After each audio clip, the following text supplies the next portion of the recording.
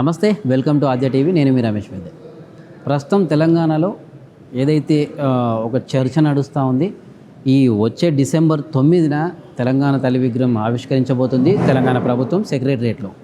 అయితే ఇక్కడ తెలంగాణ తల్లి విగ్రహానికి మార్పులు చేస్తున్నారు అనే వార్తలు బయటకు వస్తున్నాయి. ఆ వార్తల్లో ఎంత నిజం ఉంది, ఒకవేళ మార్పులు చేస్తే ఎటువంటి మార్పులు ఉన్నాయి, అదే ఆ మార్పులు ఏమైనా తెలంగాణ సమాజం మీద ప్రభావితం చూపిస్తాయా, అసలు ఎందుకు ఒకవేళ ప్రభుత్వం ఈ నిర్ణయం తీసుకుంటుంది, దీని వెనకాల పుకార్లా నిజమా? అయితే వీటన్నిటి మీద మాట్లాడడానికి మనతో పాటు బీఆర్ఎస్వికి సంబంధించిన నవీన్ కుమార్ ఉన్నారు. ఆయన అడిగి తెలుసుకుందాం. బ్రదర్ నమస్తే. నమస్తే. ముఖ్యంగా తెలంగాణ తల్లి విగ్రహం అంటేనే మన ఉద్యమానికి స్ఫూర్తి, మనకు మన అస్తిత్వానికి ఒక చిహ్నము. అయితే నిజంగా మార్పులు చేయబోతుందనే వార్తలు నిజమేనా? ఒకవేళ మార్పులు జరిగితే ఎటువంటి పరిణామాలు ఉంటాయి, ముందర తెలంగాణ సమాజం తీసుకుంటుందా? ఫస్ట్ ఆఫ్ ఆల్ తెలంగాణ తల్లి విగ్రహం ఇలానే ఉండాలి అని చెప్పడానికి కొన్ని ప్రమాణాలు ఏమైనా ఉన్నాయా? మొదటిగా ఈ ముఖ్యమంత్రి పిచ్చోడో మంచోడో అర్థం అవ్వట్లేదు. ఎందుకంటే తెలంగాణ తల్లి ఏదో మేము అధికారంలో వచ్చినప్పుడు నిర్మించాలి తెలంగాణ తల్లి, అంతకు ముందే ఉండే. ఎందుకంటే వీడు తెలంగాణ వ్యతిరేకి ముఖ్యమంత్రి. నేరుగా చెప్పాలంటే తెలంగాణ వ్యతిరేకులాలు. ఈరోజు జాతీయ నాయకుల కొమ్ముగా ఆచారని చెప్పి ఏదైతే అమ్మను ఇంత తీర్చిదిద్దామో అంత చక్కగా, అంటే ఆమెకు నగల కిరీటాన్ని, ఎందుకంటే తెలంగాణ నంబర్ 1 ఉండాలి, ఏదైతే బంగారు తెలంగాణ అని మనం అనుకున్నామో ఫస్ట్ మన అమ్మనే బంగారంగా ఉండాలి. మన ఇంట్లో మన తల్లిని ఎంత బాగా చూసుకుంటామో కేసీఆర్ గారికి తెలంగాణ తల్లి అంటే కూడా అదే ప్రేమ, అదే భావన. ఎందుకంటే ఉద్యమంలో మనము నిర్మించుకున్న తల్లి. నువ్వు అప్పుడే వ్యతిరేకించడుండే తెలంగాణ తల్లిని. ఒకవేళ వ్యతిరేకించాలనుకుంటే నువ్వు అప్పుడు అనేడుండే మార్పులు చేర్పులు చేయని. ఎందుకంటే కేసీఆర్ గారు ఆనవాళ్ళు ఉండొద్దని ఏదైతే కంకణం కట్టుకుంటో ముఖ్యమంత్రి, అది ఈరోజు ఆయన చేతుల్లో చేసి చూపిస్తున్నాడు. కేవలం సోనియా గాంధీ కళ్ళల్లో ఆనందం చూడడానికి మాత్రమే ఆమె రూపంలో ఉన్న తెలంగాణ తల్లిని తెచ్చి పెడుతుండే. ఎందుకంటే ఆయన పచ్చరంగు జెండాలో ఉన్నప్పుడేమో సోనియా గాంధీ బలిదేవత, దొంగ. ఇప్పుడు 3 రంగుల జెండా రాయంగానేమో సోనియా గాంధీ నా తల్లి. నీకు అంత ప్రేమ ఉంటే నీ ఇంట్లో పెట్టుకో, సోనియా గాంధీ విగ్రహం చేసుకొని, రాహుల్ గాంధీ, రాజీవ్ గాంధీది ఇంట్లో పెట్టుకొని డైలీ పూజ చేస్తావా, కొబ్బరికాయలు కొడతావా, పూలదండలు వేసుకుంటావా, అది నీ ఇష్టం. కానీ నువ్వు తెలంగాణ సమాజం పట్ల, తెలంగాణ ప్రజల్లో ఏదైతే అస్తిత్వం ఉందో తెలంగాణ తల్లి అని మేము ఏదో కొలుచుకుంటూ వస్తున్నామో, ఎందుకంటే వీధి వీధిలో తెలంగాణ తల్లి విగ్రహం ఉంది. కేవలం తెలంగాణ భవన్లో కాదు, వీధి వీధిలో తెలంగాణ తల్లి ఉంది. తెలంగాణ తల్లి ప్రేమ మాకుంది, ఖచ్చితంగా చిత్తశుద్ధి మాకుంది. మేము ఎవరో విగ్రహం మా ఊళ్ళది, మా కుటుంబ సభ్యులది కాదు కదా, మేము సొంతంగా ఏర్పాటు చేసినాము. తెలంగాణ తల్లి మన ఆశలకు ఏదైతే ఉండాలో సాధికారం, మొదటిగా మన తెలంగాణ తల్లినే ఏదైతే మనం చేసే విధానంలోనే ఏదైతే బంగారు ఆభరణాలు మనం అలంకరించి ఆ తల్లికి ఒక గౌరవాన్ని ఇచ్చాం. మనం గుళ్ళో కూడా ఒక దేవతను పెడితే ఆమెకి ఏవైతే వజ్ర వైడూర్యాలు ఎలాగైతే ఇస్తామో, ఇక్కడ మాకు కూడా తెలంగాణ తల్లి, తెలంగాణ భూమి పట్ల మాకు ప్రేమ ఉంది, తెలంగాణ రాష్ట్రం పట్ల మాకు ప్రేమ ఉంది, తెలంగాణ రాష్ట్రం పట్ల చిత్తశుద్ధి ఉంది. కేవలం బీఆర్ఎస్ పార్టీకే. మీ పార్టీలో ఉన్న వాళ్ళంతా తెలంగాణ వ్యతిరేకులే. తెలంగాణ ఇప్పుడు కేసీఆర్ గారు పోరాటం చేయకపోతే మీరు ఎక్కడ ఉండటం, నువ్వు ఎక్కడ ముఖ్యమంత్రి అయ్యేటనివి? ఇప్పుడు ఉద్యమ సమయంలో నేను ఏమంటున్నా అంటే, ఇప్పుడు అంటాడు ఈ రాష్ట్రానికి ముఖ్యమంత్రులు భవిష్యత్తులో ఎంతమంది అన్న రావచ్చు, కానీ రాష్ట్రాన్ని సాధించిన ఘనత కేవలం కేసీఆర్ గారికే చెందుతుంది. కామన్గా ప్రభుత్వాలు అన్నప్పుడు మారుతూ ఉంటాయి, కొత్త ముఖ్యమంత్రులు రావచ్చు, కానీ ఒక చిరస్థాయి ఎప్పుడు పేరుండిపోయేది మాత్రం కేసీఆర్ గారిది. అది నువ్వు కాదు, ఇంకా నీ తరాలు వచ్చినా, లేకపోతే నిన్ను అన్న నీ బాబుతోనైనా కూడా అయ్యే పరిస్థితి కాదు. ఎందుకంటే తెలంగాణ మీద ప్రేమ ఉంది కేసీఆర్ గారికి. ఈరోజు అందరూ అంటారు కుటుంబ పాలన అని ఏదైతే విమర్శిస్తారో, వాళ్ళు ఖచ్చితంగా కాంగ్రెస్లో కూడా కుటుంబ పాలన మొన్ననే ప్రియాంక గాంధీ కూడా రావడంతో 10వ మెంబరు చేరడం జరిగింది అలా దాంట్లో. మళ్ళీ ఉద్యమం టైంలో కేటీఆర్ గారు కానివ్వండి, హరీష్ రావు గారు కానివ్వండి, కవిత గారు పోరాటప్పుడు మీరేడ వండుకురు, అప్పుడు మీకు గుర్తు రాలేదా? అంటే తెలంగాణ రాష్ట్రం కోసం ప్రాణాలు త్యాగం చేయాల్సింది మేము, పోరాటాలు చేయాల్సింది మేము, ఈరోజు గద్దెనెక్కి మా పైన విమర్శలు చేస్తారా మీరు? అయితే ఇక్కడ ఓవరాల్గా మనం ఇక్కడ చూసుకుంటే, ఇప్పుడు తెలంగాణ తల్లి విగ్రహం అనగానే బతుకమ్మ, ఈ పాడి పంటలు ఇవన్నీ, ఎందుకంటే మనకు కావాల్సిన అంత చరిత్ర కూడా కనిపిస్తుంది. అయితే ఇప్పుడు మీరు అన్నట్టు నేను షాక్ అవుతున్నా, సోనియా గాంధీ విగ్రహం పోలికలా, లేకపోతే అట్లా మీరు అనుకుంటారా? నిజంగా ఆ వార్త అవి ఏమైనా తెలిసిందా? ఒకవేళ అట్లా పెడితే అది తెలంగాణ సమాజానికి కించపరిచినట్టే కదా. ఖచ్చితంగా ఇప్పుడు బ్రిటిష్ వాళ్ళు మన దేశానికి స్వతంత్రం ఇచ్చినా లేకపోతే మనం పోరాడి మనం స్వతంత్రం తెచ్చుకున్నాం. పోరాడితేనే వస్తుంది ఏదైనా. ఏదైతే పోరాడితేనే వస్తుంది. వాళ్ళు ఏదో లలిపాప్ ఇచ్చినట్టు చిన్నపిల్లలకు మాకు ఇయ్యలే తెలంగాణ.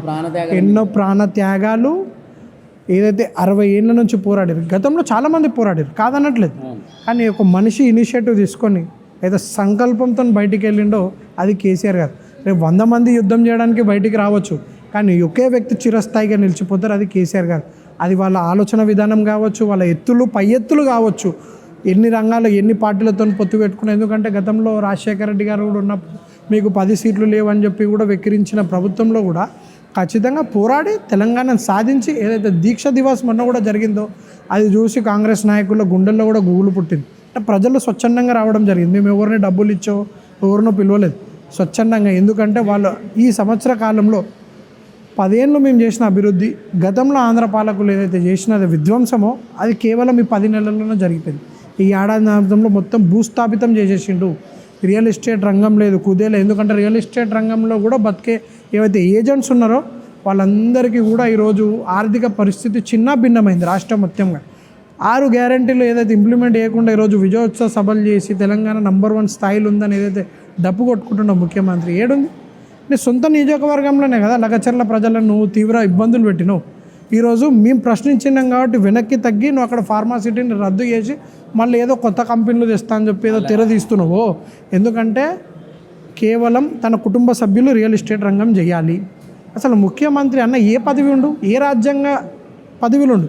నువ్వు ఒక ఎంపీటీసీవా, జెడ్పీటీసీవా, సర్పంచ్వా, ఎమ్మెల్యేనా, ఎంపీనా? అంటే కేవలం ముఖ్యమంత్రి అన్న అనే పదవితోనే నువ్వు చెల్లరేగుతున్నావు ఈరోజు.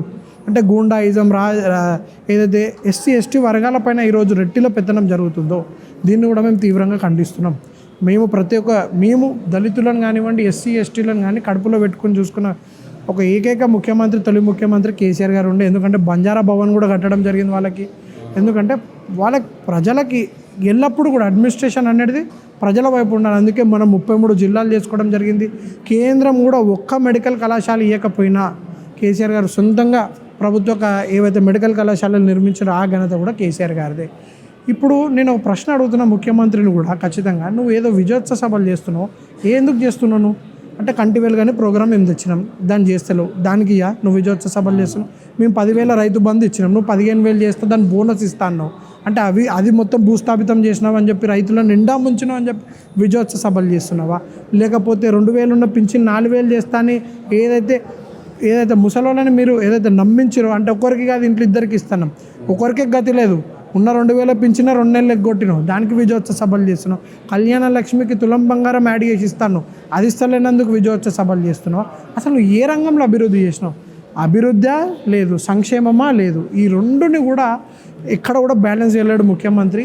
మేము ఉన్నప్పుడు అప్పులు చేస్తారు అంటే మేము సంపద సృష్టించినాం, మేము అప్పు చేసి సంపద సృష్టించినాం. కాళేశ్వరం లాంటి గొప్ప ప్రాజెక్ట్కి మేము లక్ష కోట్లు పెడితే నువ్వు 1,50,000 కోట్లు ఈరోజు మూసీలో వస్తున్నావు. మేము తాగే నీరు అందించినాం, నువ్వు అవి 1,50,000 కోట్లు మూసీలో వస్తున్నావు కదా. అంటే నీకు కూడా ఒక ప్రాపర్ స్టాండ్ లేదు. అభివృద్ధి సంక్షేమం కేవలం మేము చేసిందే. మా పథకాలు కూడా నడపడానికి ఈరోజు ఏదో పేర్లు మార్చి చేస్తానడు, అది కూడా పూర్తి స్థాయిలో లేదు. అసలు ముఖ్యమంత్రి విజయోత్సవ సభలు చేయడానికి కూడా ఏం ముఖం పెట్టుకొని, అంటే హైడ్రా బాధ్యతలు ఈరోజు ఎంతమంది ఉన్నారు, వాళ్ళకి ఏదన్నా మీరు ఇప్పటి వరకు ఈరోజు కూడా వారికి ఒక ఆల్టర్నేట్ ఆప్షనే లేదు. వాళ్ళని ఎక్కడికి తరలించింది కూడా లేదు, వాళ్ళని కూడా ఇబ్బంది పెట్టారు ఖచ్చితంగా. దీన్ని కూడా దృష్టిలో ఉంచుకోవాలి ముఖ్యమంత్రి అన్న ఇల్లు ఎందుకు కూలలేదు ఈ రోజు వరకు అని కూడా మేము ప్రశ్నిస్తున్నాం. అంటే నీ అన్నకేమో స్టే ఇచ్చుకునే అవకాశం ఇచ్చావు, కానీ పేద ప్రజలకు ఎవరు లేరు కదా అని చెప్పి ప్రశ్నించావు. ఖచ్చితంగా బీఆర్ఎస్ పార్టీ ప్రశ్నించింది కాబట్టి ఎన్ని రోజులు కూడా అది ఆగడం జరిగింది. అండ్ చివరాఖరిగా ఇప్పుడు ఒకవేళ నిజంగానే ఈ విగ్రహం మార్పులు జరిగిందే ప్రతిష్ఠిస్తే, ఎందుకంటే గతంలో కూడా సెక్రటరియట్కు అమరజ్యోతికి మధ్యలో రాజీవ్ విగ్రహం పెట్టారు. ఇప్పుడు ఇదొకటి కొత్తగా మళ్ళీ మార్పులు చేసి పెడతామంటారు. ఓవరాల్గా అటువంటి విగ్రహమే ప్రతిష్ఠిస్తే ముందు బీఆర్ఎస్వి కావచ్చు, విద్యార్థి పరిషత్ కావచ్చు, అటు బీఆర్ఎస్ కార్యకర్తలు కావచ్చు, నాయకులు కావచ్చు, ఎటువంటి కార్యాచరణ ఉంటుంది, ఎటువంటి పరిణామాలు ఉంటాయి? లాస్ట్ మేము గతంలో 10 ఏళ్ళు పరిపాలించినప్పుడు కూడా రాజీవ్ గాంధీ ఇంటర్నేషనల్ ఎయిర్పోర్ట్ ఉన్నప్పుడు కూడా మేము ఆ పేరును మార్చలేదు. ఎందుకంటే మాకు కేవలం అభివృద్ధి, ప్రజలకు మనకు అధికారం ఇచ్చారు, వాళ్ళకి సర్వీస్ చేయడానికి మేము అధికారాన్ని ఉపయోగించాం తప్ప ఈరోజు కేవలం ఈ ముఖ్యమంత్రి. ఎందుకంటే గతంలో కేసీఆర్ గారు ఆ రోజు చెప్పారు, ఏమని ఇక్కడ తెలంగాణ తల్లి విగ్రహం వస్తుందని స్పష్టంగా చెప్పారు. మేము చెప్పలేదంటే ఇంకేదో విగ్రహం వస్తుందని మీరు అనుకోవచ్చు, కానీ చెప్పిన కళ ఆ రోజు ఖచ్చితంగా తెలంగాణ తల్లి విగ్రహం ఏదైతే రాజీవ్ గాంధీ విగ్రహం తెచ్చి నువ్వు సోనియా గాంధీ కుటుంబంలో ఏదో కళ్ళల్లో ఆనందం చూడాలని ఏదైతే చేసినావో అది ఖచ్చితంగా తప్పు. తెలంగాణ ప్రజలు కూడా దీన్ని సహించడం లేదు. ఎందుకంటే నువ్వు మంచి పని చేసి నువ్వు ఇంకా 100 అడుగుల తెలంగాణ తల్లి విగ్రహాన్ని ఖచ్చితంగా అక్కడ ప్రతిష్ఠించుంటే తెలంగాణ ప్రజలు కూడా ఖచ్చితంగా హర్షిస్తుండే, నిన్ను ఖచ్చితంగా అభినందిస్తుండే కూడా. ఈరోజు అంత ముఖ్యమంత్రి ఏం చేసిండని అనునిత్యం డిమాలిటేషన్ తప్ప నిర్మించడమే చేయలేదు. అనునిత్యం డిమాలిటేషనే కదా. ఖచ్చితంగా రానున్న రోజుల్లో బీఆర్ఎస్పీ నాయకులు కూడా ఖచ్చితంగా భారీ ఎత్తున యుద్ధాలు జరుగుతాయి. ముఖ్యమంత్రి ఇల్లును కూడా ముట్టడించడానికి వెనుకబోము. ఎందుకంటే తెలంగాణ అస్తిత్వం ముఖ్యం మాకు. మా పేర్లు కాదు, మా విగ్రహాలు కాదు, తెలంగాణ తల్లి విగ్రహం ఉండడమే మాకు ముఖ్యం. తెలంగాణ తల్లి విగ్రహం ఉండాలి. ఇక్కడ ఎలా అయితే తెలంగాణ తల్లి ఉందో అలాంటి తెలంగాణ తల్లిని నువ్వు నిర్మించు. ఖచ్చితంగా నీ ఈ గాంధీ కుటుంబం కళ్ళల్లో ఏదైతే ఆనందం చూడాలనుకుంటున్నావు దాన్ని మర్చిపో. ఎందుకంటే ఆల్రెడీ నెక్లెస్ రోడ్ పైన అంత పెద్ద ఇందిరాగాంధీ విగ్రహం ఉంది. మేము దాన్ని ఎప్పుడు కూడా దాన్ని టచ్ చేయలేదే. మీరు తెలంగాణ తల్లి విగ్రహాన్ని పెట్టండి. నువ్వు ఖచ్చితంగా తెలంగాణ వ్యతిరేకివే, అది ఈరోజు స్పష్టమవుతుంది. ఏదైతే తెలంగాణ తల్లి విగ్రహంలో మార్పు చేర్పులు చేస్తున్నావు దీనిపై తక్షణం. ఎందుకంటే ఇది గతంలో కూడా కాకతీయులది మనదైతే లోగో ఉండనో దాన్ని కూడా మారుస్తా, నేను ఇంకేదో చేస్తా, ఆ లోగో ఇష్యూ కూడా పెద్దగా అయింది. దానిపైన కూడా బీఆర్ఎస్ ప్రశ్నిస్తేనే వెనక్కి తగ్గిర్రు. ఈ తెలంగాణ తల్లి అంశంలో కూడా మేము ప్రశ్నిస్తాం. దాంట్లో కూడా ఖచ్చితంగా ముఖ్యమంత్రి వెనక్కి తగ్గుతాడు. ఎలా అయితే లగచర్ల ఘటన కానివ్వండి, ఇంకా గతంలో ఏదైతే హైడ్రా బాధ్యతలు అందరినీ కడుపులో పెట్టి చూసుకున్నాం, అలాగే తెలంగాణ అస్తిత్వాన్ని కూడా కాపాడుకుంటాం. తెలంగాణ తల్లి విగ్రహాన్ని కూడా ఇలానే మేము ప్రారంభం చేసేలా చూసుకుంటాం.